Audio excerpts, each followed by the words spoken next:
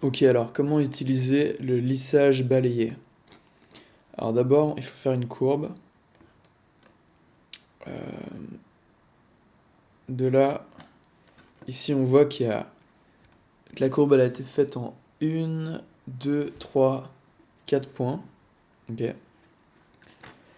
Une fois que cette courbe-là elle a été faite, genre on clique sur lissage balayé, sélectionne la courbe. Là on va dans section, on va dans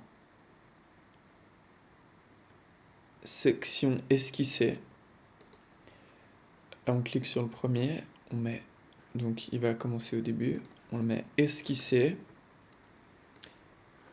Là on fait la forme qu'on veut, ils sont ronds, on s'en fout. Là on clique sur insertion, faire un numéro 2, faire à l'extrémité, on fait esquisser aussi, voilà, boum, tac, disons qu'on le fait ovale, ok. Et là ça marche, mais ça aurait été mieux en fait de le faire comme ça. On retourne maintenant ici, et en fait ce qu'il aurait fallu faire, c'est là, rajouter des divisions. On en met une de chaque côté, comme ça. Mais ok. On va faire la même sur le numéro 2.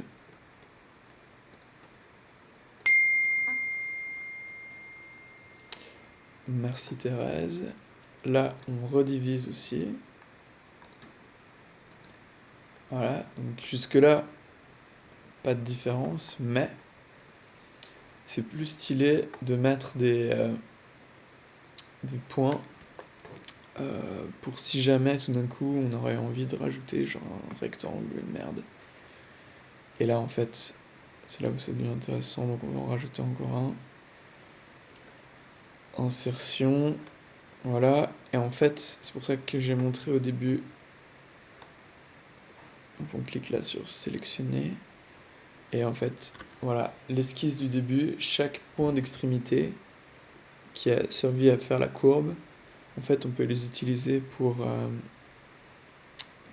faire des modifications, quoi. Donc voilà, bref, ici on essaye, esquisser. On va refaire un arc pour rigoler. Parce que ça aurait pas marché si on n'avait pas fait ces points d'extrémité là. Non, pas des points d'extrémité. Des...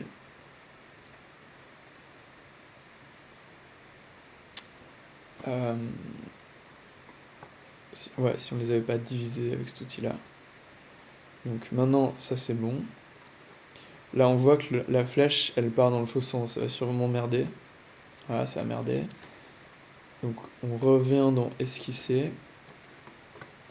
Et là...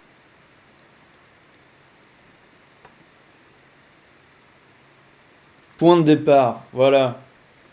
Et maintenant, ça marche. Merci.